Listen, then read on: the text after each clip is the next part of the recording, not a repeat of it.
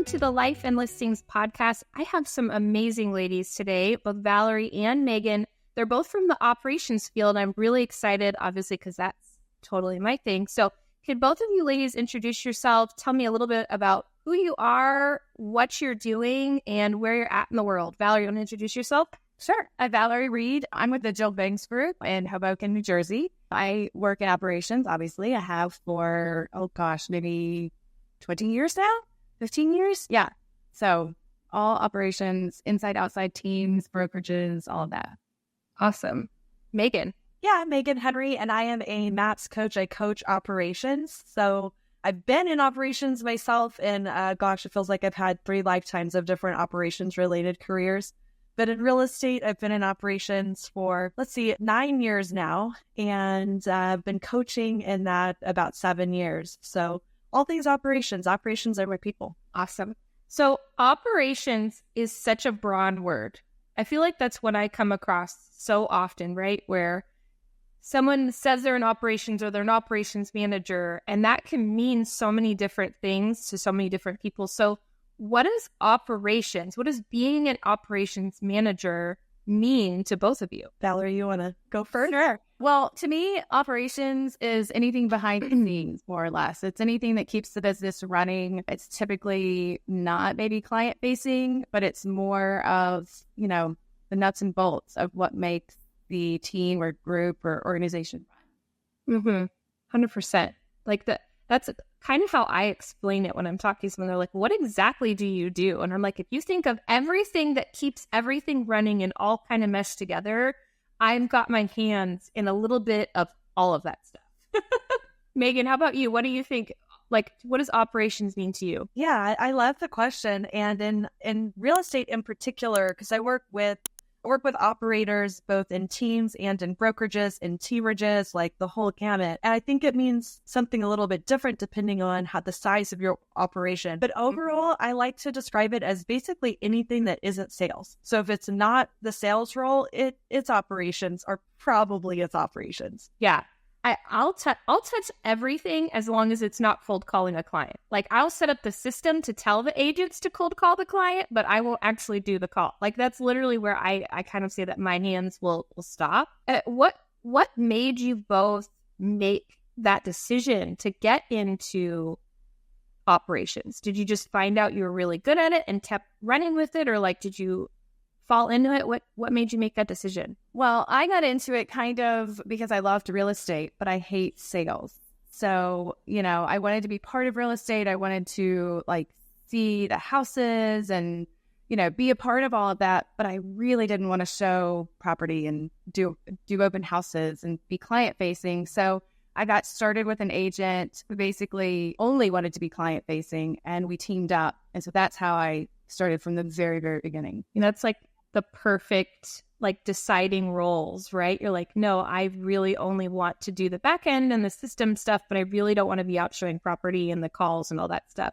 Megan, how did you get started? For real estate, I had been I was the director of studies for a business institute in Yangon, Myanmar. And I came back to the US, and believe it or not, an agent was calling his database looking for talent. And he called my father-in-law. And so my father-in-law said, hey, she's back in the country. So he called me and we talked. I had been doing operations there, supporting both the education curriculum for business, for the Business Institute, but also for foreign contracts that we sold. And I loved supporting the sales piece, right? I didn't love to go in and make the sale, but I loved everything about supporting the sale. And so when I talked to this guy about what his dream was and how he wanted to grow this into an actual business and sort of his vision for what that could look like and how I could be involved, I was really hooked. And then I got into the culture of all of the real estate, and I'm with MAPS, I think I mentioned. So that was a Keller Williams company. And I fell in love with it. I did do some of the cold calling, Jennifer. I was so passionate about setting up that ISA division and how would that work and how could I do it? I just love to build things and make things work that I'll even get on the phone to see the experience just so I can build a better process. I just love it. I feel like I got so excited. I maybe didn't answer your question. That is so fun. Isn't it funny how real estate just in general, whether you're on the operations or the sales side or whatever part you're on, it's like once you get hooked on it, like real estate is your thing. Like I decided at some point, like real estate is my jam. I'm all about it. Like I love building any type of real estate related company. So I know right now you guys both have kind of different roles, but like becoming a really successful operator, and that doesn't necessarily mean that you have to be the operations manager. That could be a team lead that really specifically likes running their own operations. What kind of tips can you give to them to run a really successful operating business? It's a great question. Valerie, you go first. I would say make sure you have your processes and systems very clean and nailed down. You know, I think a lot of agents, especially team leads, want to do everything, right? They want to do great marketing. They want to do great social media. They want to have a superpower CRM. They want amazing tracking. And, you know, they want all of these aspects of their team to run really well. Well, if you don't have a defined process for those, you're going to constantly be chasing getting one of those done and, you know, making them better. So I think even if they're simple, having your processes in place that get done the things you want to get done, you can always improve them. You can expand them. You can bring in more people. But I think at the basis, you've got to have, it's like kind of like your root system. You've got to have strong processes and great systems to run them on. 100%. I mean, I just had Preston Guyton on the podcast yesterday. It kind of just starts as like starting with the basics. What are the basic steps that you want to run your business? I feel like a lot of times we get too fancy with it, and that's how things break when you don't even have the basis of what you as a team lead or a broker owner even want to happen. And then you're like, wait a second, how did that break? Well, we didn't have that in whatever process we're building out. So now you've got stuff kind of all over the place. So that's a great tip. So if you want to get fancy and you want to be tracking everything, you have to start with the basics first and make sure it's actually happening. Otherwise, your tracking and your reporting is totally broken. Yeah. There's a great quote about how like your goals are only as good as the systems you put in place. True. Like you can have the goal to be like amazing at something, but unless you've got a system in place that'll get you there, your goal you're just going to chase it constantly. Ooh, that's a good one. Like when you're goal setting, because we all do that. When you're goal setting in the beginning of the year or the end of the year, whenever you do that, making sure you have the system in place to actually get there. So I'm going to sell 1,000 houses, but do I actually have the system or the people or whatever to get to that level? That's great. Megan, what are your thoughts? I was just writing my sort of like my email audience or whatever, an email about this yesterday. It reminds me of, I had this intern working for me at one point, and he came, it was while I was overseas, he came over there and he really wanted to make pizza. Like you couldn't go buy pizza, so he wanted to make pizza. And he set out to like make pizza sauce. And every day he attempted to make pizza sauce. I mean, mostly it was like gazpacho, like he was using a blender and like not cooking. It was like crazy stuff. And the crazy thing is we had cookbooks. Like he could have gotten a cookbook out to make the pizza sauce, but he really wanted to do it like on his own. He wanted to say like, look, out of my head and my imagination, like I made this pizza sauce. And so he interned with us for about 4 months, and he never successfully made pizza sauce. Never, not one time. Like every single day he tried and he never got pizza sauce. And to me, that's what operations is. It's taking someone who like wants to make pizza sauce and saying like, hey, look, there's a recipe and we could follow this recipe and we could make pizza sauce like today, every day for the next, you're intern for 4 months. For 4 months, we can make pizza sauce every single day. If we follow this predetermined, like this proven system for combining these ingredients and getting this outcome. But a lot of times, I don't know, I'm sure we're all guilty, even in operations. We were like, no, we've got an idea and we think we can do it. We can birth this from our own like good idea. Yeah.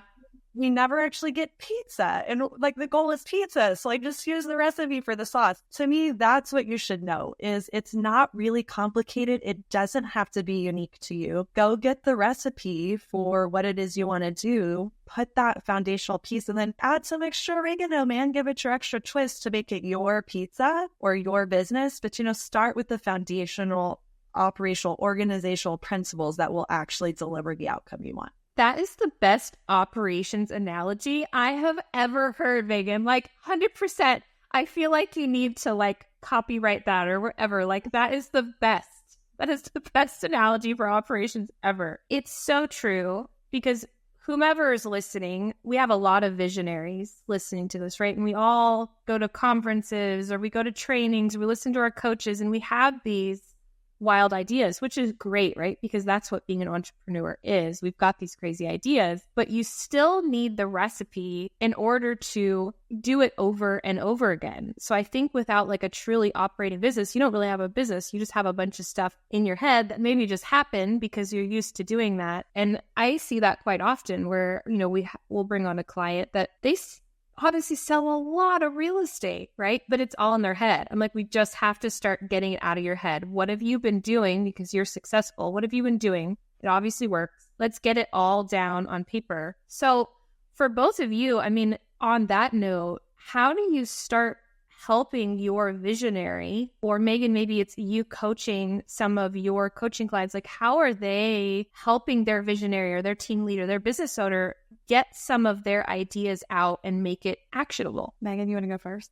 Yeah, I was waiting for you to like pull that trick on me.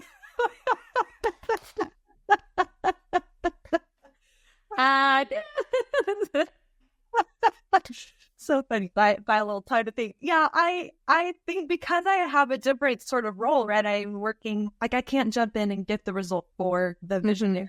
I've been hired as the coach to come really help the director of operation, the operations manager really get the results the visionary is thinking of. And oftentimes, like you nailed it, Jennifer, they go somewhere, even their coach said something, and now like they want to change direction. I think one of the best things that you can do as an operations person in the business is make sure that you have 100% clarity on the business's goals for not just the year, but for the long run. Because when you have like that 100% clarity, like you are as clear or maybe even more clear than the visionary about the long-term success and what that looks like, you can always bring back in, you can sort of like narrow back into that vision, what your visionary is wanting to deploy. Mm-hmm. So I kind of get to see a lot of different styles of visionary, and there's no two are identical, right? Like some will want a new idea every day. They get bored with the old idea. Others like want it to work this one way, and everybody's different. But as long as the operations manager is helping keep authentic, helping keep true that vision,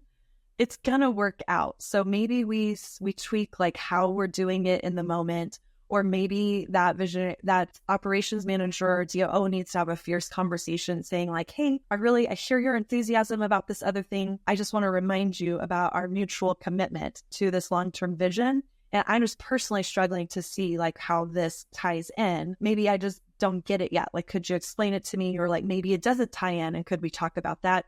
So sometimes it's coaching them to that conversation. Other times it's coaching them to see like, okay, well, where does it fit in? And if we're adding this in, what are we dropping off? What are we saying is not working to get rid of so that we can make space for this new idea? Because ultimately the vision isn't changing for the visionary. It's usually just how they want to go about accomplishing that vision that's changing. I love that, because it's very common. Obviously, I work with a lot of teams. So like every once in a while, we'll come back from like a Tom Ferry summit, and I'm like, everyone needs to be ready because they're all there with me. They've got all these crazy ideas, but I like we keep talking about goals, right? You're setting a goal, you're working on the processes to hit the goal, but then you're also saying, as we throw in new ideas throughout the year, we're referencing back the goals and the business plan of the business. We're not just throwing other things, because I think that is what happens a lot with us, right? Like all of a sudden we sign up for a new CRM because we're at a conference and there was a special, or it looked really shiny. And we're like, wait a second, we were working towards this other thing, whether it was like a website launch, whatever. Does it integrate with that new website? Like we just really threw a wrench in everything. So I think stepping back and going, hey, does this fit into what we're trying to do? Is it scalable? Is it going to work for the amount of transactions we want to do? I love that you can kind of coach your ops people to say, hey, let's get on the same page before I start putting all my work into this new project. And also bandwidth, right? So like, what are we going to drop off our workload if we're already working on some stuff? So great. Well, Valerie, what do you think? I think that's great. I think it's super important for everyone, especially throughout the organization, to understand what the goal is of each maybe project or department or things like that, and how they all integrate. I think a lot of times looking at when you're breaking down operations and looking at what the challenges are that you're facing, and identifying this process isn't going smoothly. Why? Where is it? Where are we missing something? Where are we constantly hitting a roadblock, and addressing those to make your processes run smoother?